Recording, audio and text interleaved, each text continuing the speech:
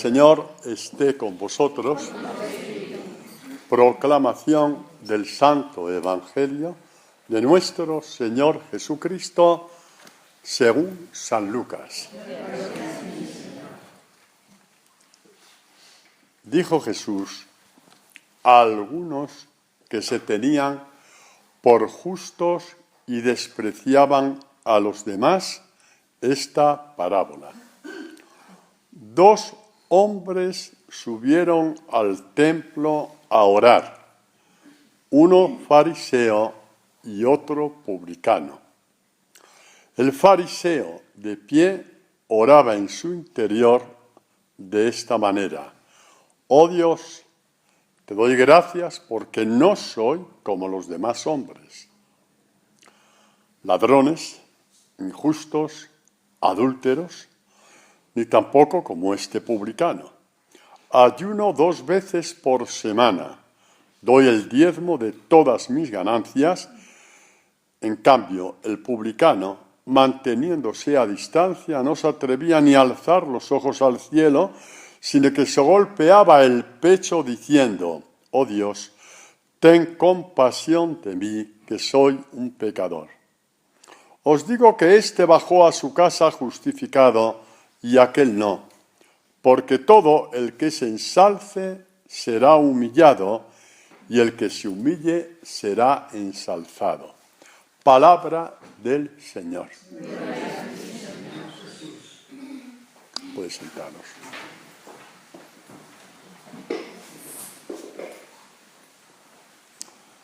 Si hubiera que poner un título a esta catequesis, no sé si es muy largo, pero yo lo titularía «Cómo robar el corazón a Dios». ¿Está bien? ¿Cómo robar el corazón a Dios? Dos hombres se acercan al templo a orar.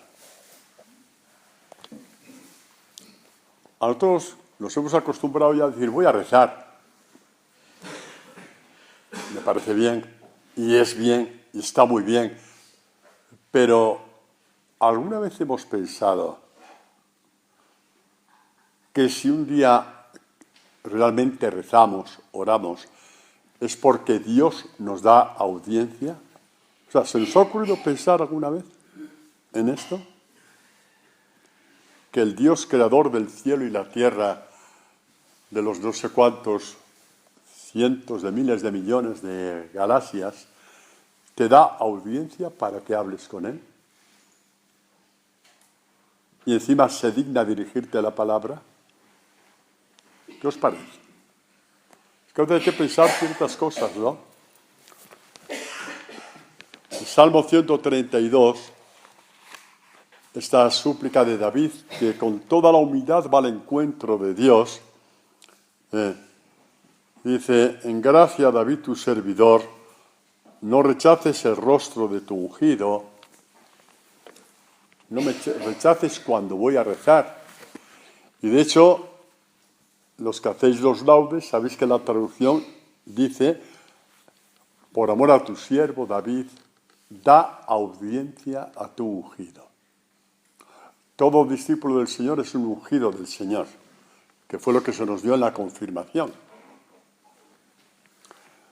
Pues un poco a veces hay que pensar, ¿no?, cuando vamos a rezar y cuando hemos palpado algo de la Escritura que se nos ha ido abriendo poco a poco, que te des cuenta que Dios te ha dado audiencia. O sea, que a veces los pensamos y es que nos da esta vergüenza solamente pensar en eso. Es que ya la imaginación ya se nos rompe por completo.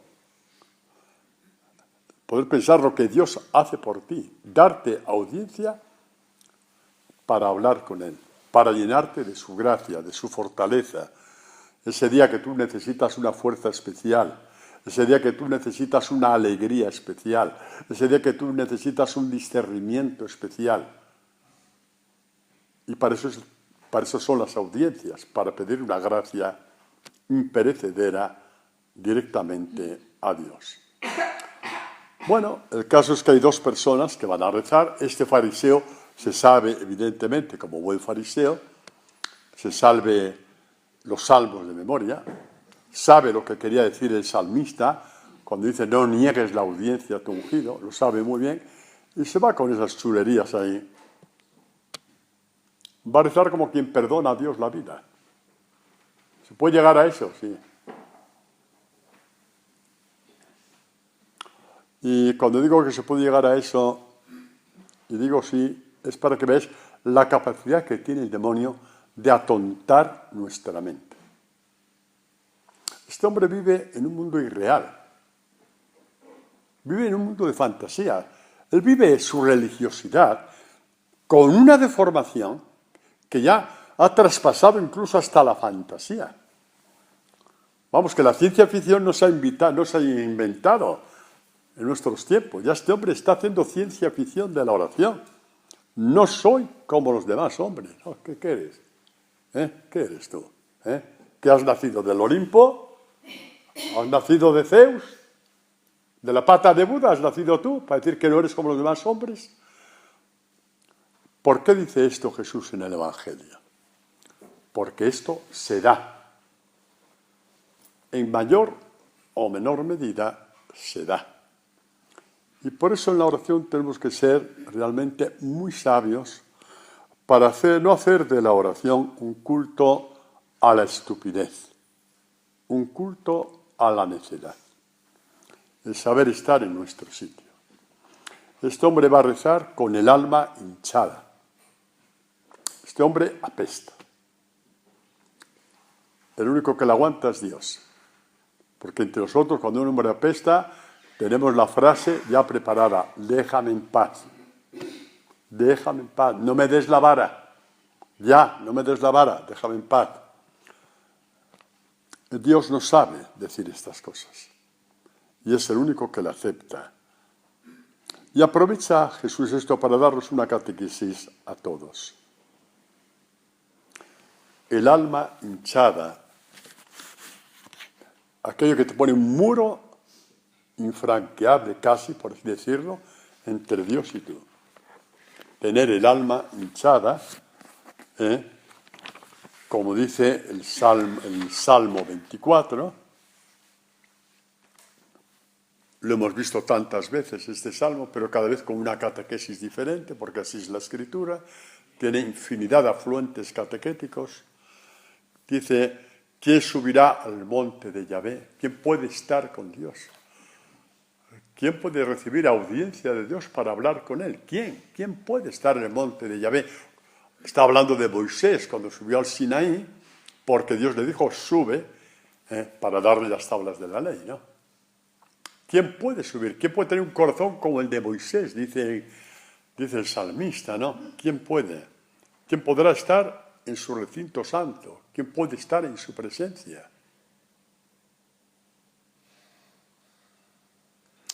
Y empieza el de manos limpias, puro corazón, el que no lleva su alma a la vanidad.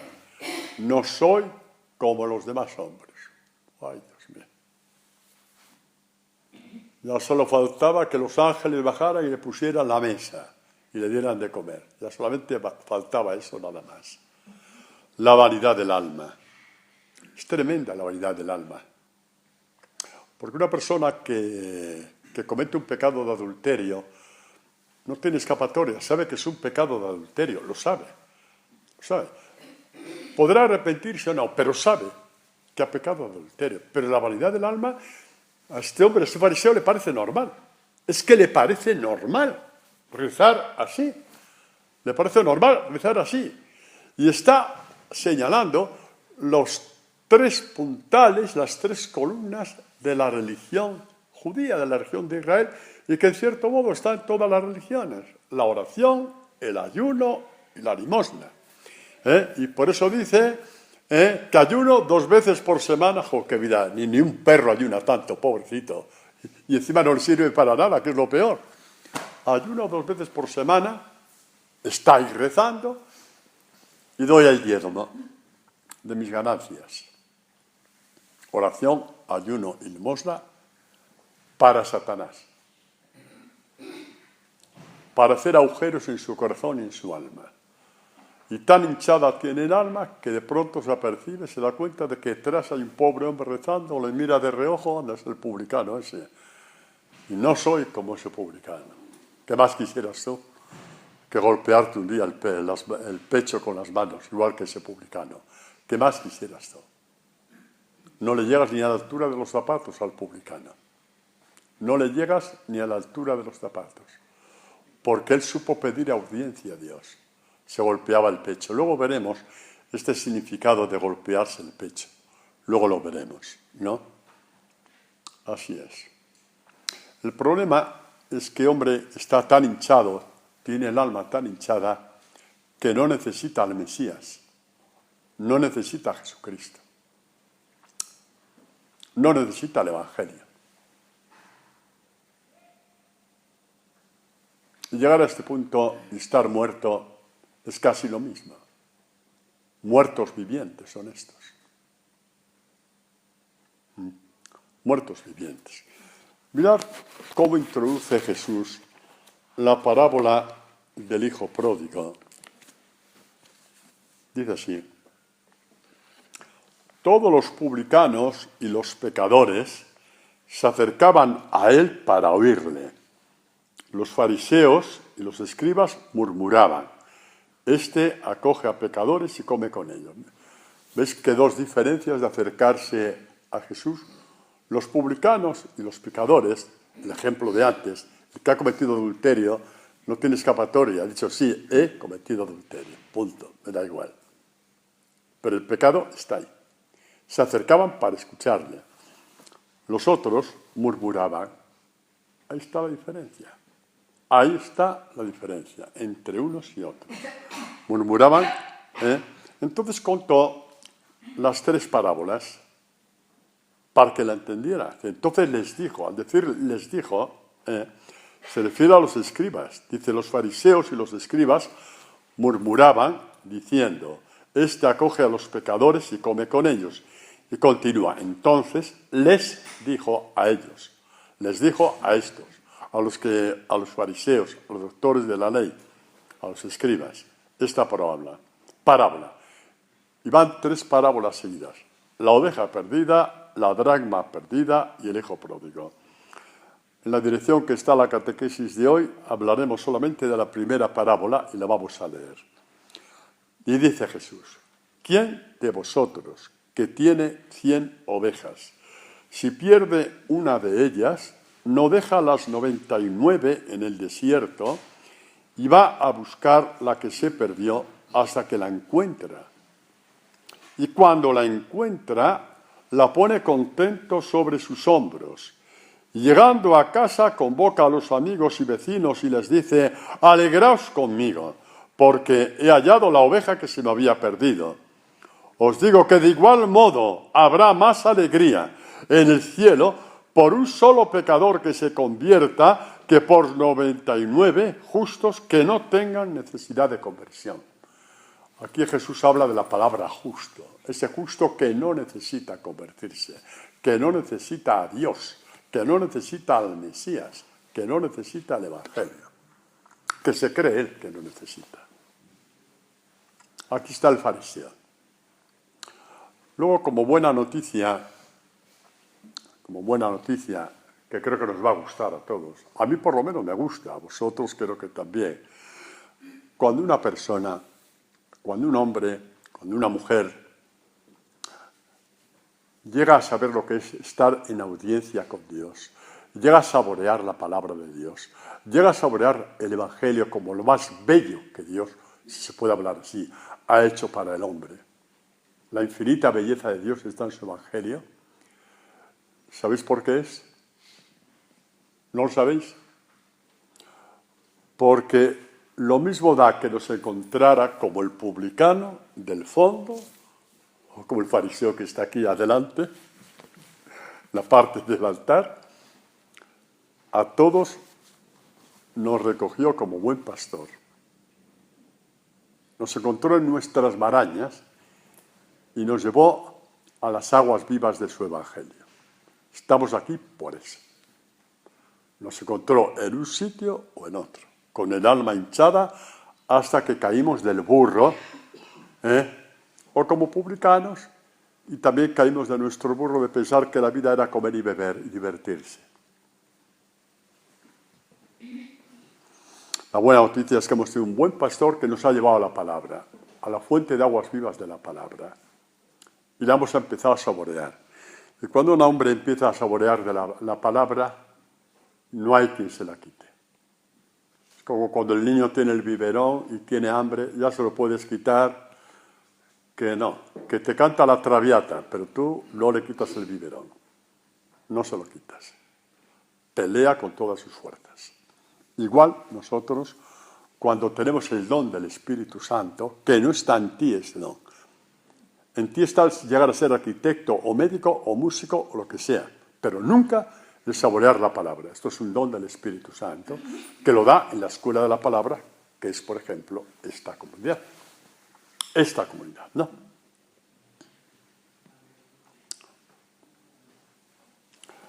En la misma línea de escuchar, tenemos la vocación de Mateo. Está en la misma línea. En este encontronazo entre Jesús, fariseos y publicanos, ¿no? Por así, para que lo entendamos, para que entendáis el lenguaje, ¿no? Cuando se iba de allí, de Cafarnaúm creo que era, ¿no? Sí. Cuando se iba de allí, al pasar vio Jesús a un hombre llamado Mateo, sentado en el despacho de impuestos, publicano. Le dice, sígueme. ¿Qué fuerza tendría esta palabra del Señor? Qué harto tenía que estar ya de la mesa. Qué harto tenía que estar decir que la vida no es más que levantarse, trabajar, comer, dormir y echar una cana al viento de vez en cuando. La vida es solamente eso. Es que solamente eso. Es que es posible que la vida sea solamente esto. Este hombre ya estaba zumbando como publicano que la vida tiene que ser muchísimo más que eso. Y pasó Jesús, le dijo, sígueme. Digo, a lo mejor la vida es otra cosa. Y se fue detrás de él. Y fue tal la alegría, la libertad interior, la puerta que se le abrió en la mirada de Jesús, en la invitación de Jesús, en la llamada de Jesús, fue tan contundente sobre su alma que decidió dar una fiesta.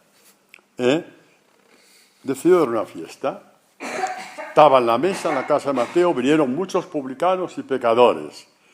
Y estaban a la mesa con Jesús y sus discípulos. Al ver los fariseos decían a los discípulos, ¿por qué come vuestro maestro con los publicanos y pecadores? Mas él, al oírlo, dijo, no necesitan médicos los que están fuertes, que vosotros estáis muy fuertes, que vais al templo y decís, te doy gracias, Señor, porque no soy como los demás hombres. No hay nada que hacer con vosotros, entonces. ¿Para qué me ha enviado mi Padre? ¿Para qué? ¿Para daros un poco de lustre por lo bien que hacéis las cosas? ¿Qué creéis, hombre?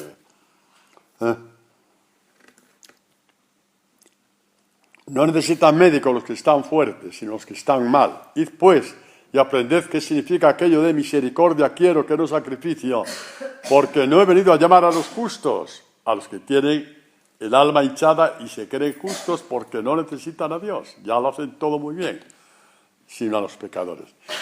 Mirad que servirse de la piedad,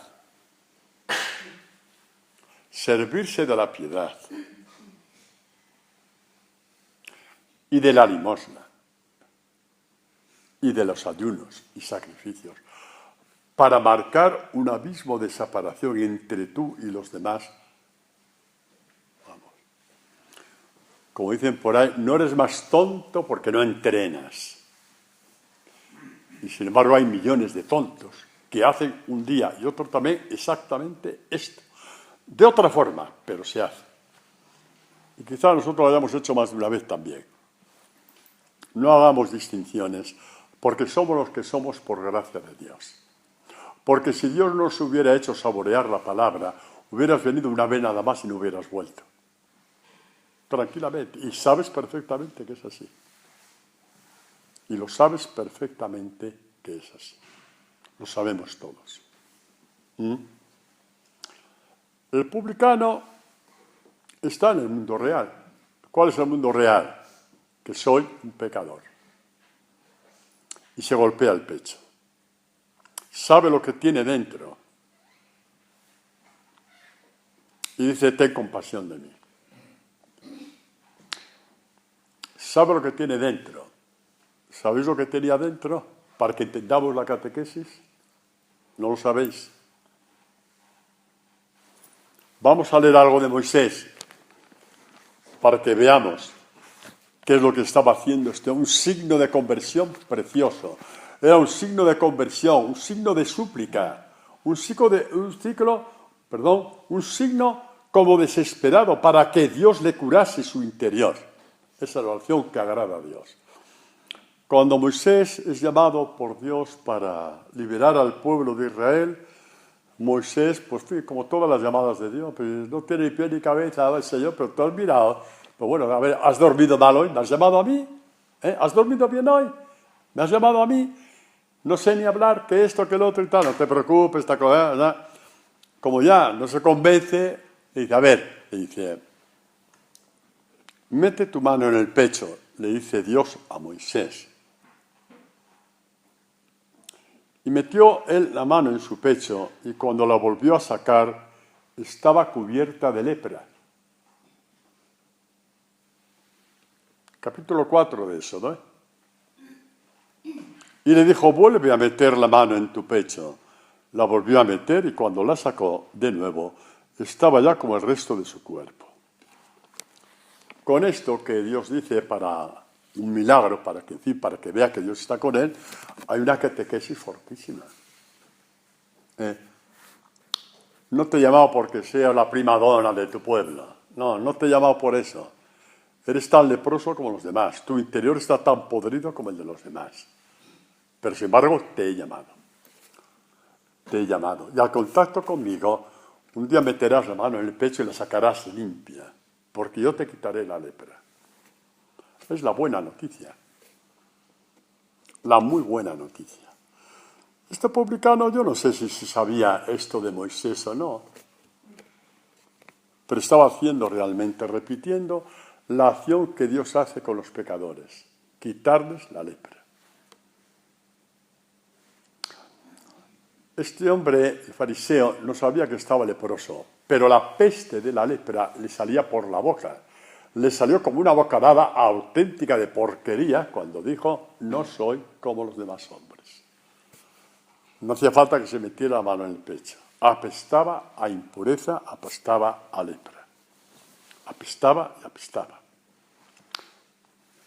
Como resulta que el ser fariseo es una de los prismas del pecado original, el ser fariseo, el aparentar delante de Dios,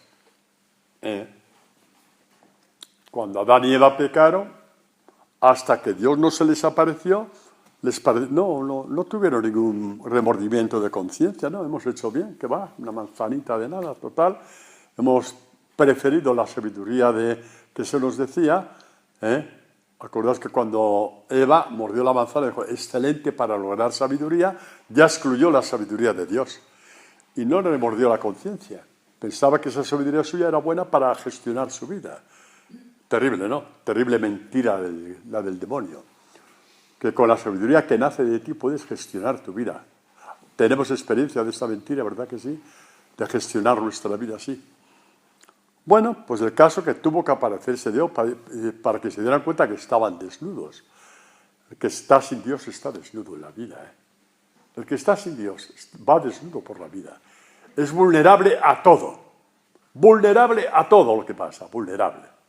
Y lo tiene que remediar ¿cómo? Pues con viajes, con salidas, con comidas, con el sexo de cualquier forma.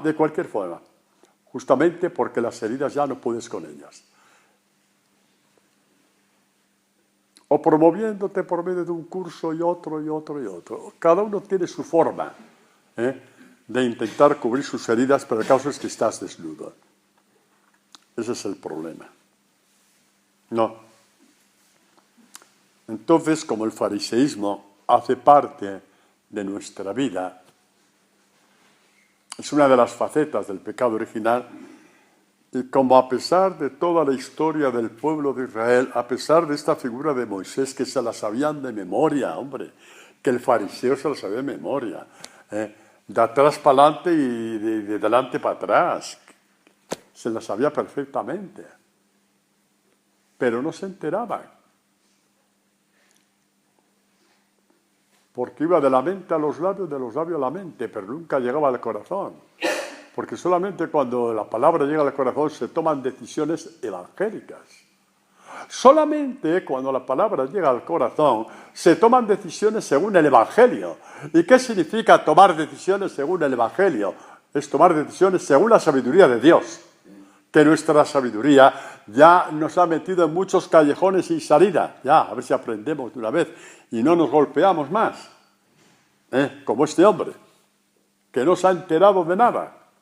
Tantos años rezando y dando limosna y ayunando para no enterarse de nada. Ni de quién es Dios, ni de quién es su hermano. Y ni siquiera sabe lo podrido que está. La pregunta es, ¿qué más tiene que hacer Dios para que nos golpeemos el pecho? ¿Qué más tiene que hacer? ¿Qué más tiene que hacer? Como dice el profeta Miqueas, os he escogido, os he sacado de Egipto, os he llevado os he abierto el mar rojo, ¿qué he hecho de mal con vosotros para que reneguéis de mí? Dice el profeta Miqueas, ¿no? ¿Qué más queréis que haga? O Isaías, cuando dice, voy a cantar a mi amigo la canción de su amor por su viña. Una viña tenía mi amigo en un fértil otero. La cavó y despedregó y la plantó de cepa exquisita. Es la plantación de Dios, es Israel. La plantó así, de cepa exquisita, con llamadas portentosas, llamando a Abraham, a Isaac, a Jacob, sacándolo de la esclavitud. Moisés, los reyes, David, los profetas, un santo detrás de otro con una fuerza enorme, donde se reflejaba la sabiduría de Dios marcándoles los caminos o indicándoles los caminos. Edificó una torre en medio de ella y además excavó en ella un lagar y esperó que diese uvas, pero dio agraces. Ahora pues, es Dios el que está hablando, Es Dios el que está hablando. Ahora pues, habitantes de Jerusalén y hombres de Judá, venid a juzgar entre mi viña y yo. ¿Qué más se puede hacer ya a mi viña que no se la haya hecho yo? Yo esperaba que diese uvas. ¿Por qué ha dado agraces? ¿Qué más puedo hacer ya? ¿Qué más? Si a ningún pueblo de la tierra he bendecido como a vosotros, en todo, que todos los pueblos ven que sois un pueblo bendito con Dios, bendito de mi parte. ¿Qué más puedo hacer? ¿Qué más puede hacer María del Pilar? Nada, ¿verdad? Nada. Pues lo hizo. Lo hizo. Lo hizo. Encarnarse. Venir él mismo. Ya que no hacen la caso a los profetas, iré yo. Y si no me hacen caso, ¿qué? Pues ofreceré la vida. Pero yo al hombre no lo pierdo. Quedaos con esta frase. Si es necesario, ofreceré mi vida. Pero a ti no te pierdo. Y la prueba de que esto es verdad, de que a ti no te pierdo, es que la primera predicación de Pedro, lleno del Espíritu Santo, hablaba de multitud de fariseos y sacerdotes que se hicieron bautizar. No estaba por la labor de que se perdieran, aunque eran los que le habían llevado a muerte y muerte de cruz, llamándole blasfemo, pero no quería perderlos. Ni a ellos, ni a ti, ni a mí. Es la buena noticia que siempre nos trae el Evangelio. Y es lo que hizo. Ya no quedaba otra que encarnarse y morir, para ver si entonces ahí, por una vez, nos golpeábamos el pecho, sacando la lepra así de nuestro interior. Mirad que cómo termina el Evangelio de hoy. Cuando dice que el otro se fue a su casa con la misma peste con la que entró. Y el otro, que había entrado leproso, acordaos del pecho, salió justificado. Justificado significa santificado. Y decir santificado y que lo diga el Hijo de Dios es para ponerlo, enmarcarlo en letras de oro. Porque los hombres nos podemos equivocar cuando decimos este hombre es un santo, esa mujer es una santa. Nos podemos equivocar. Pero cuando dice el Hijo de Dios que salió santificado, quiere decir que salió sin ninguna deuda con él ni con su Padre. Tiene abiertas las puertas del reino de los cielos. Salió justificado, santificado. Limpio, absolutamente limpio de todo. Hubiera hecho lo que hubiera hecho. Salió absolutamente limpio de todo pecado, de toda culpa, de todo pensamiento, de todo desfalco que uno haya hecho con Dios, que ahí están nuestros desfalcos, evidentemente que sí, que están en nuestra historia. Pues vamos a ver un poquito todo este proceso de la encarnación de Dios hasta que el hombre termina golpeándose el pecho y entonces poder Dios decir, ahora sí, ahora llegué donde tenía que llegar y por fin el hombre ya es mío, ya puedo salvar al hombre, ya se ha golpeado el pecho, ya no está leproso. Vamos a ver los pasos, ¿no? Empezamos con los primeros versículos del Evangelio de San Juan. En el principio existía la palabra, y la palabra estaba con Dios. Y la palabra era Dios. Ella estaba en el principio con Dios. Todo se hizo por ella, y sin ella no se hizo nada de cuanto existe.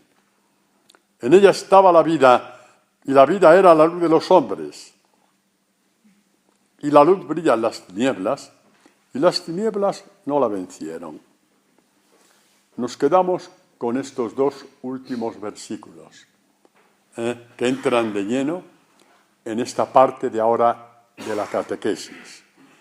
En ella, la palabra, estaba la vida, y la vida era la luz de los hombres. Y la luz brilla en las tinieblas, y las tinieblas no la vencieron, no vencieron a la luz.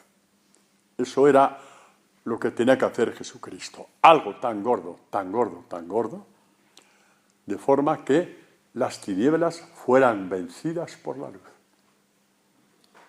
Que hubiera un combate brutal,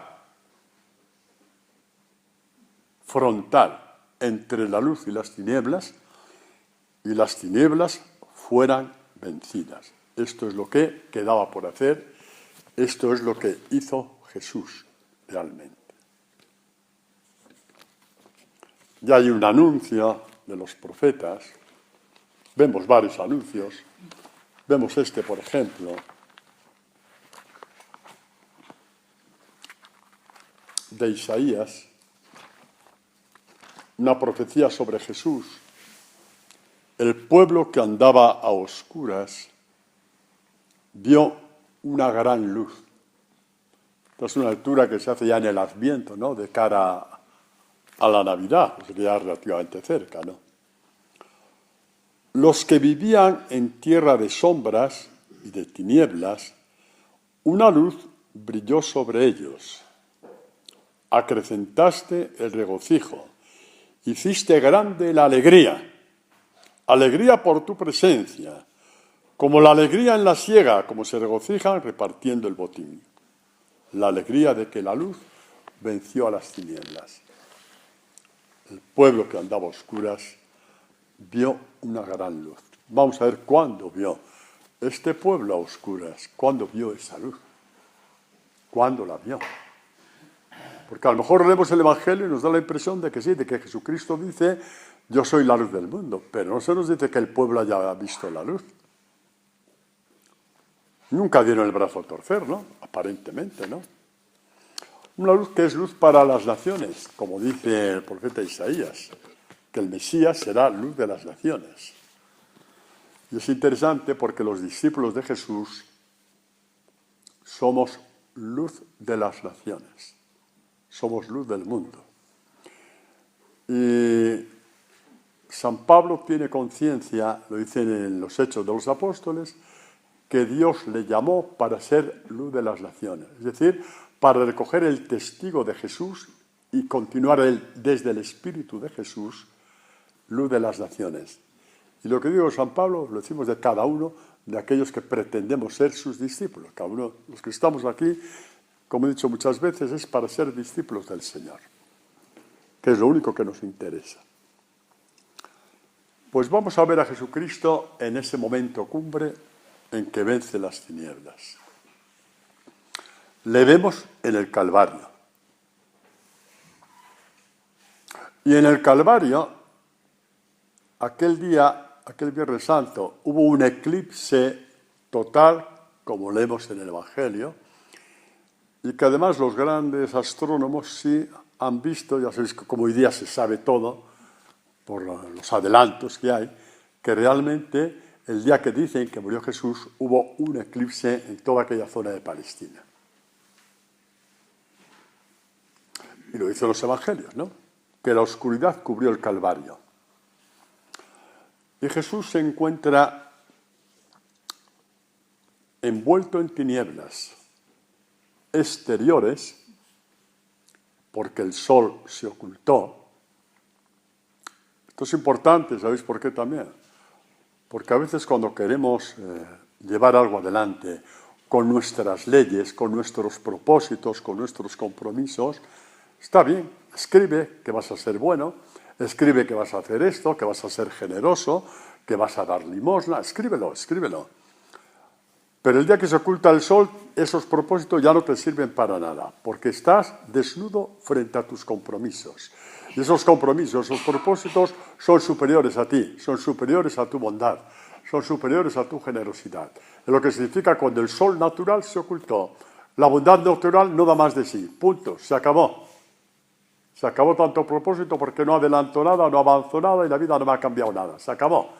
Ya basta de tantas tonterías. ¿Tenemos esta experiencia, verdad que sí? Claro que la tenemos. Cuando el sol se oculta, es como cuando la bondad natural ya no da más de sí y desbarramos, de la forma que sea, pero desbarramos. De todas formas, en el Calvario se dieron unas tinieblas que yo podría decir, si no infinita, por no utilizar la palabra infinito de cualquier forma, sí inmensamente más terribles que las tinieblas físicas, las tinieblas exteriores.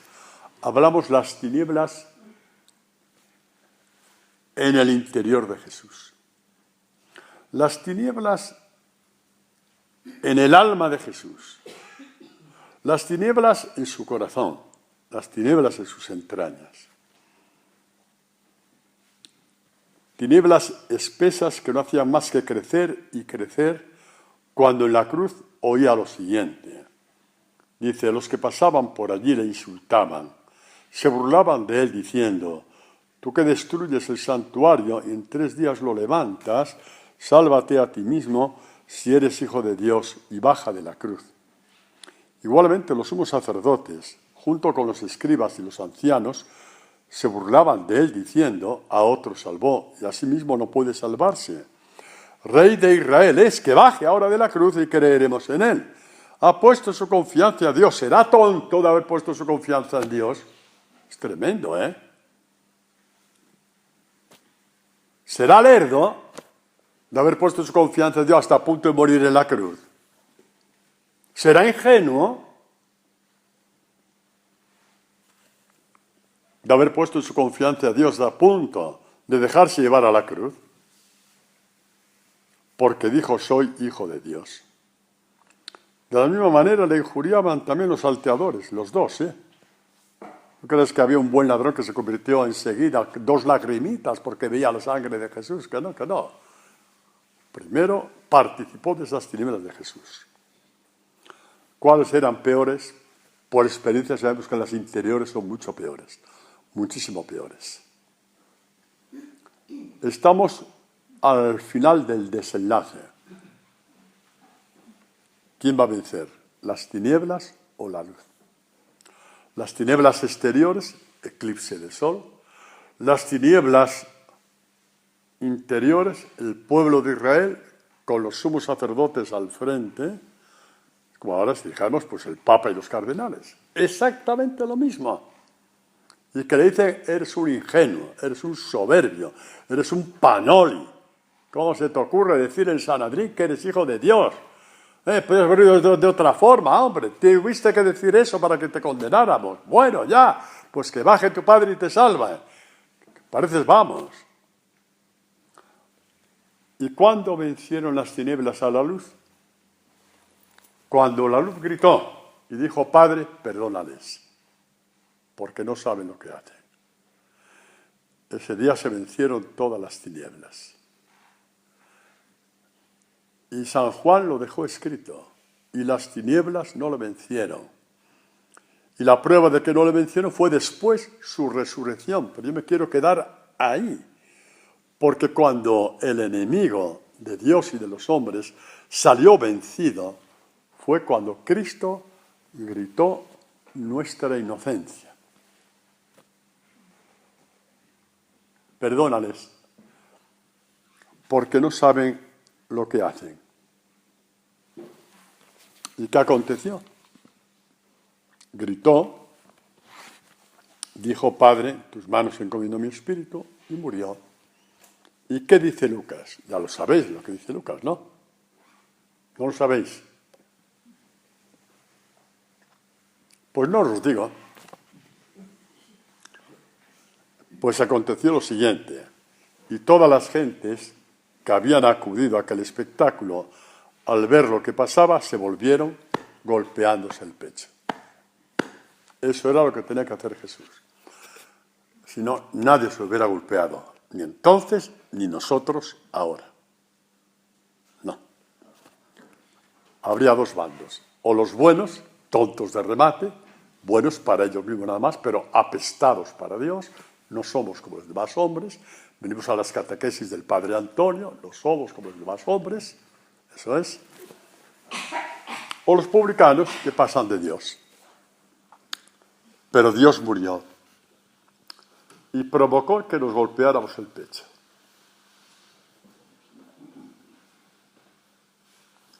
Razón que tenía Juan cuando dijo, amemos a Dios porque Él nos amó primero. Sí. Si no moría así, nadie se hubiera golpeado el pecho. Si no hubiera muerto así, venciendo a las tinieblas. Y aquí se nos abrió una puerta para una nueva vida, una nueva forma de vivir. Tendrás los mismos problemas en tu trabajo, en tu profesión, en tu ambiente social, incluso en tu familia. Los problemas van a ser exactamente los mismos. Bueno, los mismos no, porque como tendrás cada vez más sabiduría, cada vez meterás menos la pata. Si eres un hombre iracundo, como Pablo, al final serás más mansito que Teresa de Calcuta, que así terminó Pablo su vida, con una mansedumbre excepcional. Lo sabemos por sus cartas tardías.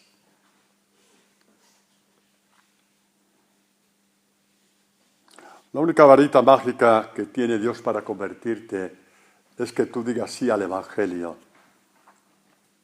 Que te encuentres al pie de la cruz gritando tus blasfemias y de pronto te golpees el pecho viendo lo que ha hecho por ti. Para poder expulsar esta lepra y hacer de ti un hombre nuevo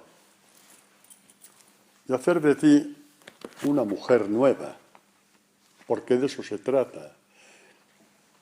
Y digo yo muy probablemente, porque claro, uno no puede pontificar sin saber la veracidad de lo que dice, ¿no? Pero muy probablemente San Pablo estaría pensando en esto, y también en el prólogo del Evangelio de San Juan, cuando en una sociedad tan corrupta, bueno, la sociedad ahora Vamos, somos monjitas de clausura comparado con la sociedad de hace 2000 años. Era muerte por toda parte. Las mujeres mataban a sus hijos, los dejaban en la calle, que sí, hombre, que sí. ¿Qué crees? Una zona, un ambiente idílico, de hace 2000 años, que los padres respetaban, que no, que era una violencia extrema la que había entonces. Que los asesinatos estaban a la orden del día. Que, por ejemplo, cuando en la iglesia primitiva se decía el que no esté con el corazón limpio no se acerca a la mesa del Señor, entre otras cosas, si acaso ha asesinado a alguien. Es decir, que había una relativa normalidad en estas cosas. ¿Y qué hacían los cristianos? A la calle con una pancarta, no me tocan esto. Yo no digo que haya que ir o no hay que ir, no lo digo, no me meteré. Pero me gusta lo que dice San Pablo.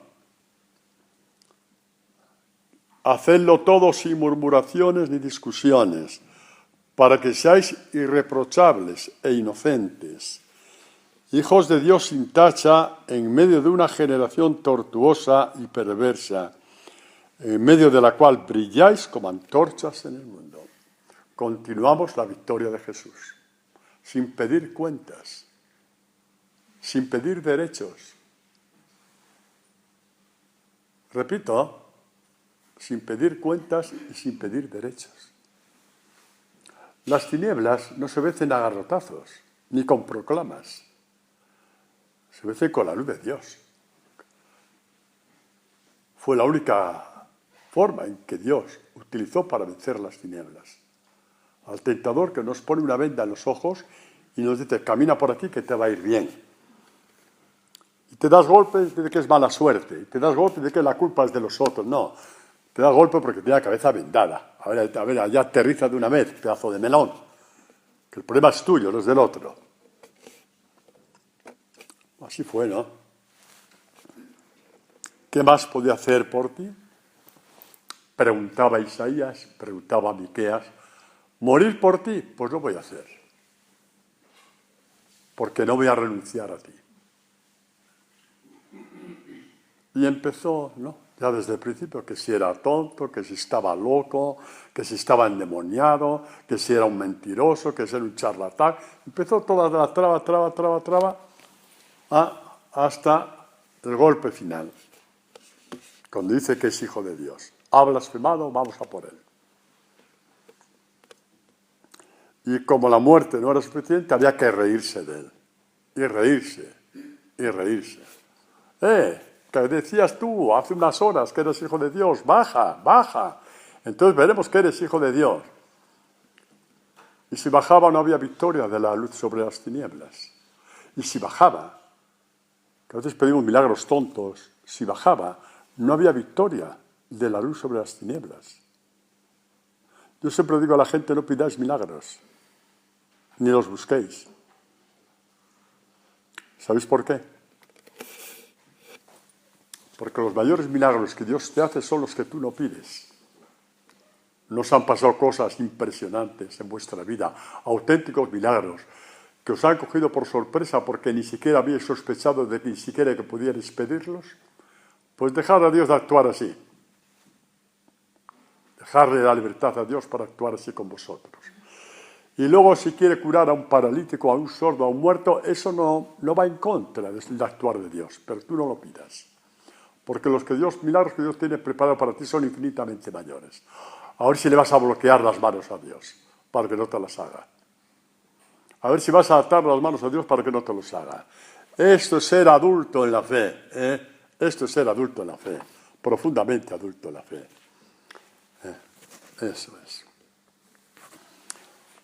El que se golpea el pecho, pues entra en espíritu, por ejemplo, de este salmo, de este salmista.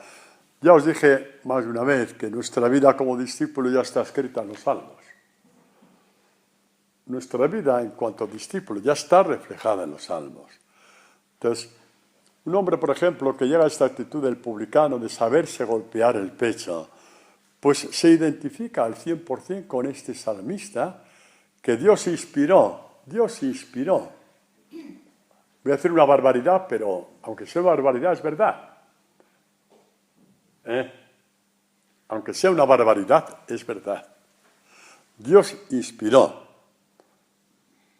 por ejemplo, este salmo a este hombre pensando en los futuros discípulos de su Hijo.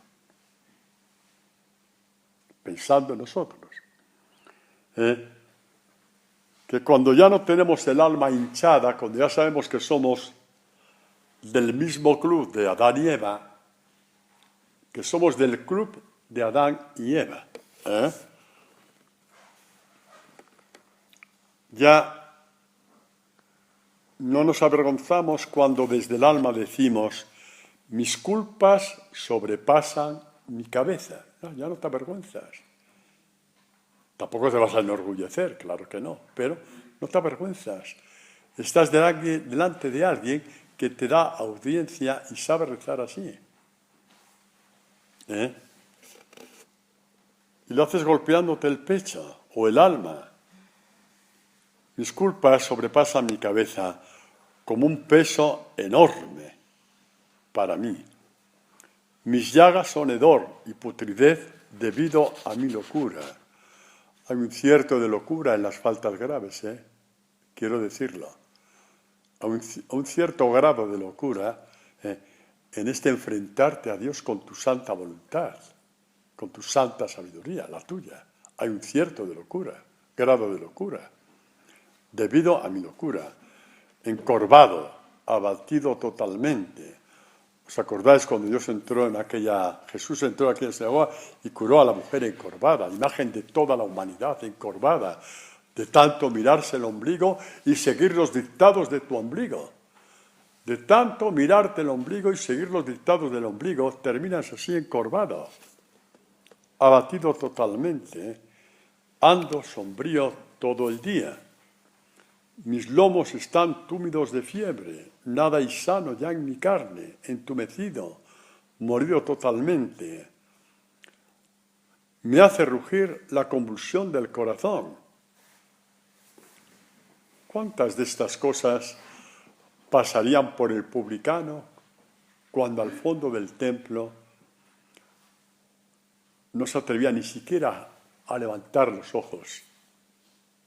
¿Cuántas de estas cosas? A lo mejor no se sabía este salmo, a lo mejor no lo había rezado nunca, a lo mejor nunca había pisado la sinagoga, no lo sé, no lo sabemos. Pero sin embargo llevaba en sus carnes y en su alma esta oración cuando empezó a golpearse el pecho. Señor, todo mi anhelo ante tus ojos sabe que está delante de Dios. Mi gemido no se te oculta a ti. ¿Qué gemido? Señor, ten compasión de mí. Descubriremos algún día la belleza que supone ser discípulo de Jesús. En espíritu y en verdad, tal y como aparece en la Escritura. Que nadie te engañe. Tal y como aparece en la Escritura, tal y como aparece en el Evangelio. Que da la impresión de que este salmo lo acaba de escribir este publicano, que a lo mejor ni sabía leer. Bueno, tendré que saber algo para las cuentas. Pero a lo mejor no había entrado nunca en la sinagoga. Eso sí es muy posible. Menos aún en el templo. Y sabía lo que estaba rezando. Y sabía realmente lo que estaba diciendo. Exactamente.